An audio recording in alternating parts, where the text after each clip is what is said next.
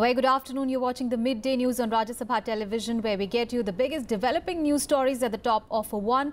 I'm Ashwarya, and these are the headlines. Actor Salman Khan convicted by Jodhpur court in black buck poaching case. Saif Ali Khan, Neelam Tabu and Sonali Bendre acquitted in the 20-year-old case.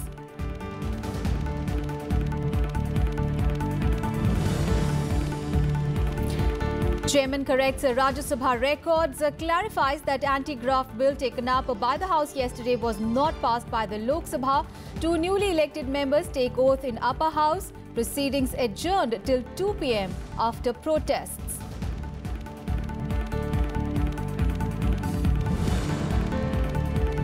Protests disrupted Lok Sabha proceedings for the 21st day. Today, House adjourned for the day.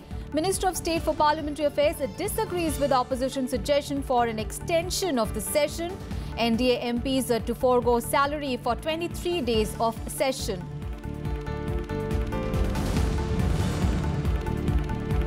Facebook to use artificial intelligence to protect integrity of upcoming elections in countries including India this year. Company CEO Mark Zuckerberg admits that data of over 5 lakh users from India has been compromised by the breach. And India wins first gold at the Commonwealth Games. Mirabai Chanu wins in the 48-kilogram weightlifting category. P. Guru Raja won silver in the 56-kilo category earlier today. First up, news from Parliament, and two newly elected and re-elected members took oath in the Rajya Sabha today, one each from Andhra Pradesh and Karnataka. 12 members took oath in the Rajya Sabha on Wednesday, and 41 members, including several union ministers, took oath on Tuesday. Remember, biennial elections were held for 58 seats and a by-poll for one recently.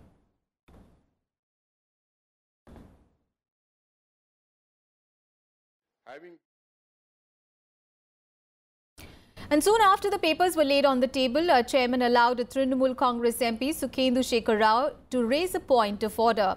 Roy raised the issue of the order of Deputy Chairman, under which Prevention of Corruption Amendment Bill was allowed to be moved in the upper house. He sought the order be recalled. The Chairman took note of the point of order and informed the House of necessary corrections.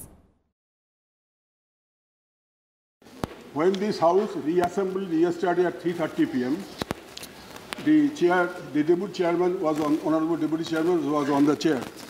He said, I quote, "This particular bill, that is the Prevention of Corruption Amendment Bill, this particular bill, that is the one which I have allowed the Minister to move, had been passed by the Lok Sabha and transmitted to this House." Again he said, the bill has transmitted from the Lok Sabha, and therefore I ask the Minister to move the bill. He has already moved the bill. Therefore, Minister was allowed under the premises that it has been passed by the Lok Sabha, transmitted to the Rajya Sabha. But from the records it appears that this bill was introduced in the Rajya Sabha on 19th August 2013. Then this bill referred to Standing Committee on Law and Justice on August 23, 2013. Then on 6 February 2014, Standing Committee submitted its report. Thereafter, a Select Committee was constituted on 11th December 2015, and the Select Committee given an extension on 29th of April 2016, and this Select Committee submitted its reports chaired by Mr. Bhupendra Yadav on 11th August 2016. And government introduced the bill on 4th April 2018. Therefore, the order passed by the chair allowing the minister to move the bill was under wrong premises, and therefore he should recall that order. Right. This is the way. This is the way. This is the way one has to point out. The Prevention of the Corruption Amendment Bill 2013 was introduced in Rajya Sabha on 19th August 2013 as said by Sukhendra Raiji. The bill has been examined and replaced by the Select Committee by Rajya Sabha. The necessary correction will be made in the printed copy of the report. So correction has been carried, will be carried. All right, let's go across to my colleague Kriti Mishra, who's joining us live from Parliament. Kriti, Rajya Sabha has been adjourned till 2 p.m. today, and we heard the Minister of State for Parliamentary Affairs earlier disagreeing with the opposition suggestion for an extension of the session, considering that what all can we expect in the House in the post-lunch? Well, that's right, Aishwarya. Today is a penultimate day of second half of budget session of Parliament. So far, the upper house has only passed the payment of gratuity amendment bill.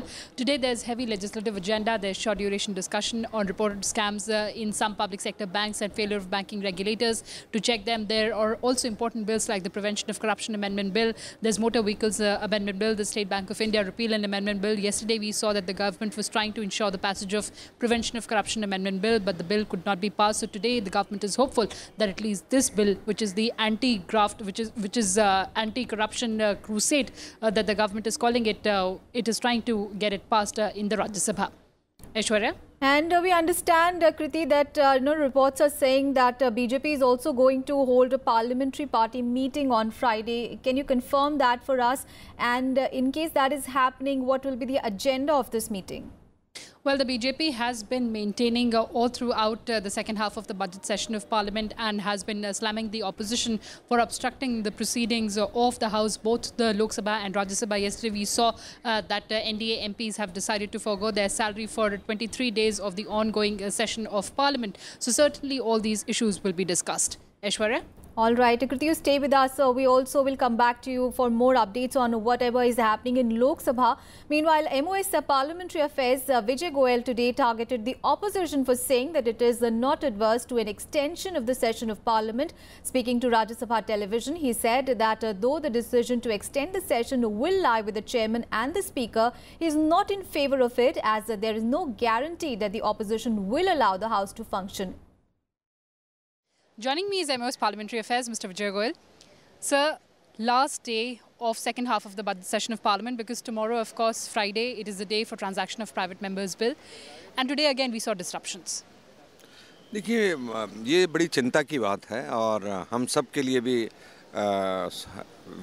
विचार करने की बात है कि पिछले 20-21 दिन से सदन लगातार चल नहीं रहा, ना लोकसभा ना राज्यसभा चल रही है और हम सब लोगों को जनता सांसद के रूप में चुन के भेजती है और सरकार खास तौर से कहती है कि भी हर विषय पे, हर टॉपिक इशू के ऊपर हम चर्चा के लिए तैयार हैं पहले दिन से। तो उसके बाद भी आप सदन नहीं चलने दे रहे, तो इसका दो ही मतलब निकालता हूँ मैं। पहला मतलब ये निकालता हूँ कि आपके पास सरकार के खिलाफ कहने को कुछ भी नहीं है, इसलिए आप सिर्फ हंगामा करना चाहते हैं क्योंकि आपको लगता है कि आप कोई विषय उठाएंगे तो सरकार उसका मजबूती से जवाब देगी। और दूसरा, मोदी सरकार ने 4 साल के अंदर विकास के इतने काम किए हैं और अब वो जो नए बिल ला रही है, उस बिल से, उन बिलों से जनता के अंदर मोदी सरकार की लोकप्रियता और बढ़ने वाली है, इसलिए आप सारे बिलों को रोक कर बैठेंगे। Sir, NDA MPs have also decided to forgo their salary for 23 days of ongoing session of Parliament. मैं समझता हूँ कि ये एक अच्छा संदेश है। सबसे बड़ी बात ये है कि भाई जब जनता का इतना लाखों करोड़ों रुपया संसद को चलाने में लगता है, 1 मिनट के 2.5 लाख रुपए के करीब खर्च होते हैं, उस समय के अंदर आप 23 दिन तक सांसदों को, संसद को चलने नहीं देंगे, लोकसभा और राज्यसभा को, तो जाहिर तौर पर यह है कि भाई भत्ता और सैलरी क्यों लिया जाए। Now the opposition is demanding extension of second half of budget session of Parliament so that important bills could be discussed.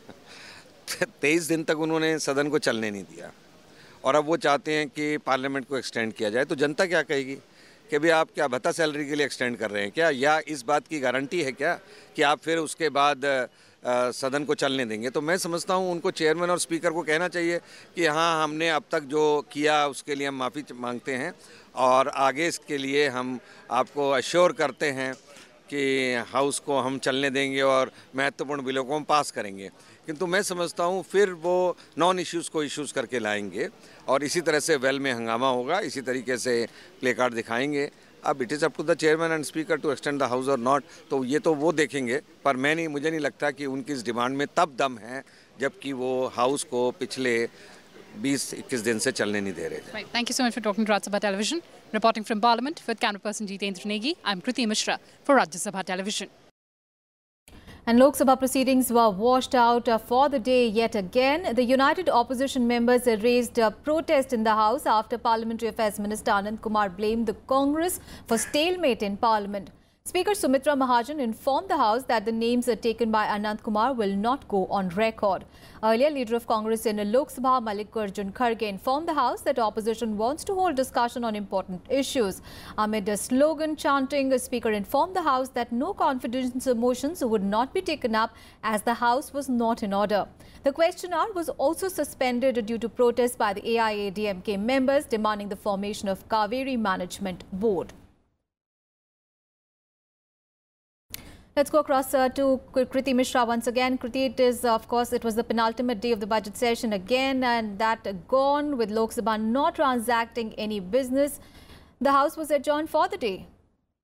That's right, Aishwarya. We've seen a continuous stalemate in the Lok Sabha as well. Remember, even the budget was passed applying the guillotine process. So certainly the business of the Lok Sabha was completely paralyzed due to disruptions. In fact, important bills were listed for today as well. There was fugitive economic offenders bill. There was MSME amendment bill. There was a bill to check human trafficking. So certainly all these important bills could not be taken up, and due to disruptions, of course, the no confidence motion for all these days we've seen was not taken up because there was no order in the House, and in the commotion the head count is not possible. So certainly because of disruptions, Parliament has lost its valuable time. Aishwarya? And Kriti, it is a Friday. Tomorrow it is going to be the day of private members' legislation. And of course, there are a number of legislations already due in the lower house. And there are discussions that you're just mentioning, the banking irregularities. That discussion is also due. What can possibly be squeezed in tomorrow, because it is the last day tomorrow?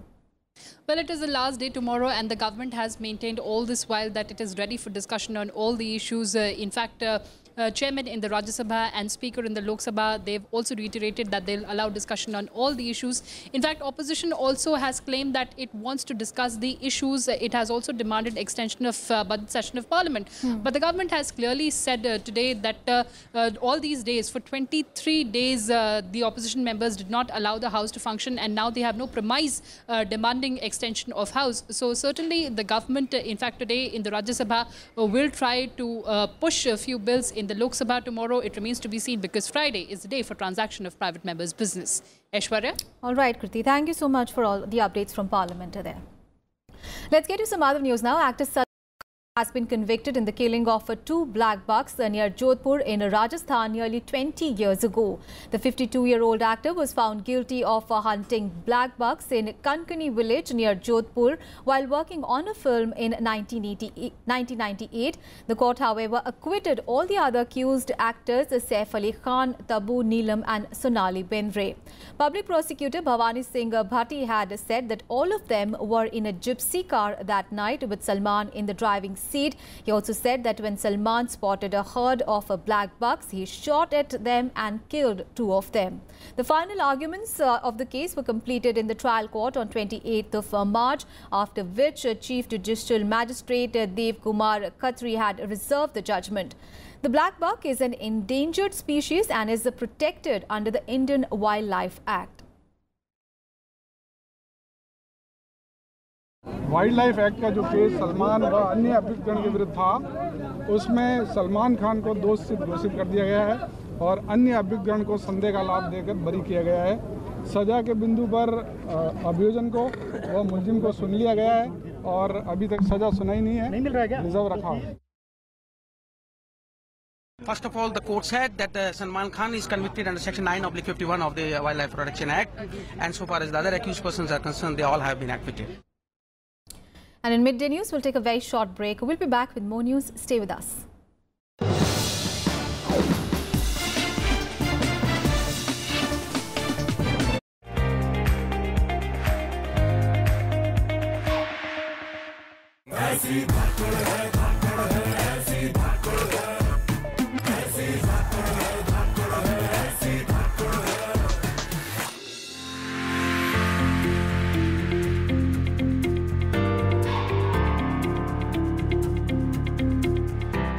Dabas is the first female Kabaddi coach of India. She's coached her team since 2005 to win several international gold medals, including the 2009 Asian Games and the World Cup 2012. Born in Jhajjar district of Haryana, Sunil was awarded the Dronacharya Award in 2012 Padma Shri in 2014 by the Government of India.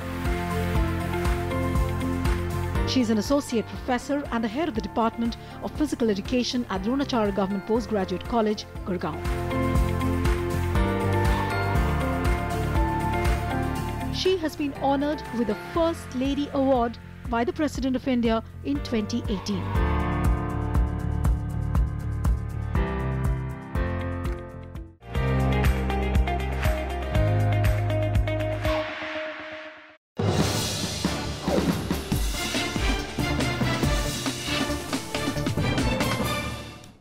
Welcome back after the break.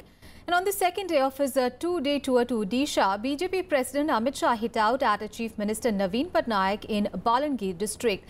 Amit Shah said that the villagers in Odisha are suffering under Patnaik's rule. He said that there is an acute water shortage in villages due to the presence of fluoride, which is much more than the permissible limits. Biju Janata Dal सरकार जो बड़े बड़े दावे दिल्ली आकर करती है, उसकी विफलता का ये दुनिया के सामने नमूना है कि इतनी बड़ी नदी के 15 किलोमीटर दूर के गांव में फ्लोराइड का प्रश्न है। पानी में फ्लोराइड आने के कारण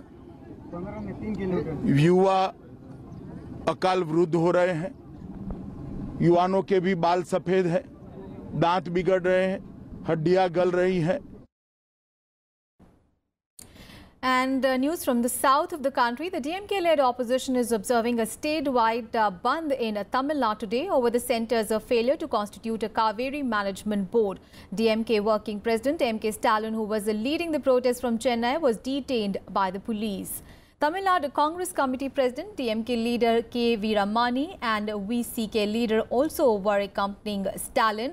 After staging a road protest on the Anna Salai, Stalin and others were marching towards the Anna Memorial when the police stopped them and arrested them. The bandh affected train services in some places as protesters staged rail demonstrations. Thousands of cadres joined the leaders in blocking traffic as well.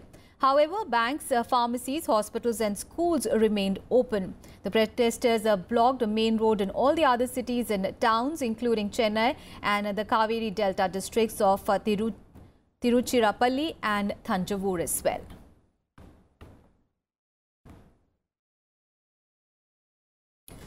India, Japan and the US have agreed to strengthen collaboration to promote connectivity in the Indo-Pacific region. This was decided at the 9th trilateral meeting in New Delhi, where the three held consultations on regional and global issues of mutual interest. The meeting explored practical steps to enhance cooperation in several areas, including connectivity, infrastructure development, counter-proliferation, counter-terrorism, maritime security and humanitarian assistance and disaster relief.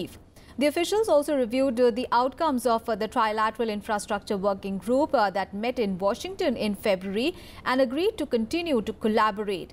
Discussions among the three nations come in the backdrop of their common concerns vis-a-vis the rise of China.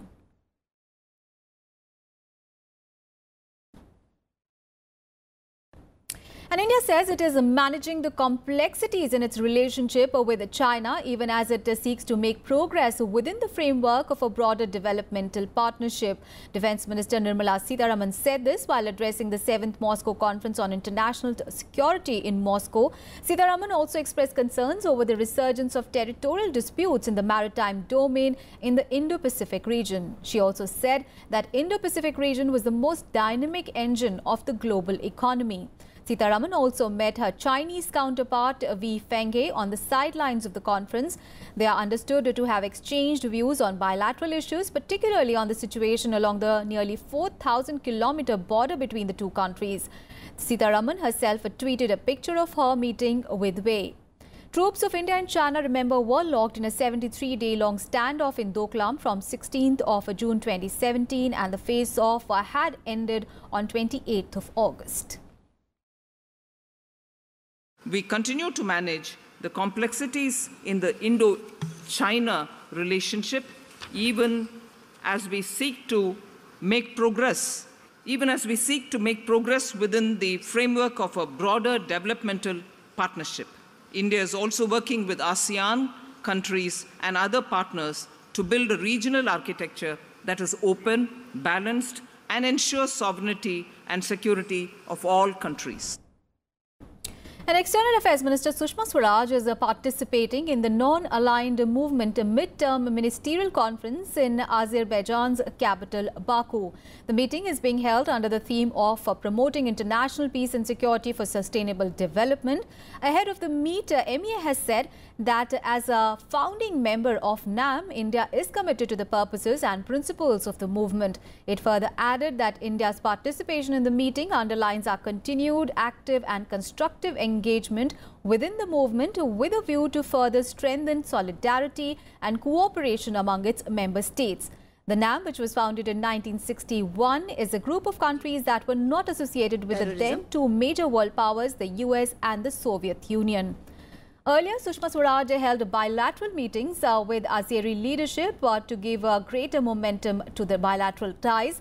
After holding delegation-level talks with her Azeri counterpart, Elmar Mamadayrov, she said that India aims to consolidate its ties with Azerbaijan based on strong, vibrant and mutually beneficial partnership. The meeting was followed by a joint statement where the two leaders also agreed for a global and concerted action to combat militancy, stating that both the sides had zero tolerance on the issue. Swaraj further said that both the countries were satisfied with the increase in bilateral trade between the two nations and expected it to grow further. We also exchanged views on some important global issues, where India and Azerbaijan have growing convergences. We shared the view that terrorism in all its forms and manifestations is a global scourge that requires global action in the spirit of zero tolerance, including by rooting out terrorist safe havens, disrupting terrorist networks and financing channels, and halting cross-border movement of terrorists. The big international news, Facebook says that it has deployed technology tools like artificial intelligence and thousands of people to work on security to prevent instances of data leak. The company's CEO, Mark Zuckerberg, added that the company's major focus this year was to protect the integrity of upcoming elections in several countries, including India, on the platform. Now, terming 2018 is a big year for elections, Zuckerberg said that Facebook was enhancing its security features to prevent trolls from spreading information. The social media giant has been slammed over a major data breach scandal by Cambridge Analytica, a British firm linked to Donald Trump's presidential campaign.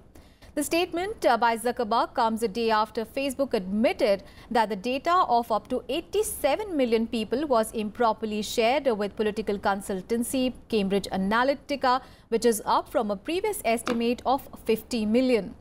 It was revealed that while most of the 87 million people whose data was shared with Cambridge Analytica were in the United States, over 500,000 of the users whose personal data might have been compromised are from India.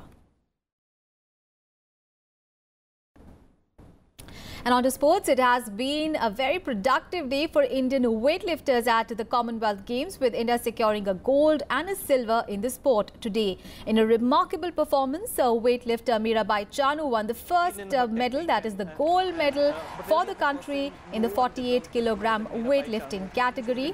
Chanu smashed her way to a new games and a personal record by breaking 6 records in 6 lifts. Chanu lifted a combined 196 kilogram, that is 86 kilogram in snatch and 110 kilograms in clean and jerk in the 48 kilogram category. Mirabai, hailing from Imphal, had previously won a silver medal in the 2014 Commonwealth Games that were held in Glasgow. And India's silver came from weightlifter P. Guru Raja, who won the medal in 56 kilogram weightlifting. Son of a truck driver, 25-year-old Guru Raja equaled his personal best of 249 kg to finish second in the tournament. Guru Raja failed in his first 2 attempts before managing a good lift of his last chance to zoom to the top half of the table. And ace shuttlist Saina Nehwal won the first round of badminton women's singles, beating her Sri Lankan opponent Madhushika Dilrukshi 21-8, 21-4. India also beat Sri Lanka 3-0 in their first Pool A match in the women's table tennis competition. But in a shocking defeat, the women's team went down in hockey, losing to Wales 3-2. World number 10, India conceded 2 goals in the first half against world number 26, Wales. The team, however, fought back with the 2 goals in the third period, but Wales managed to score the winning goal in the 57th minute. And Natasha in Wales. And that's it in this edition of News. Thanks so much for watching.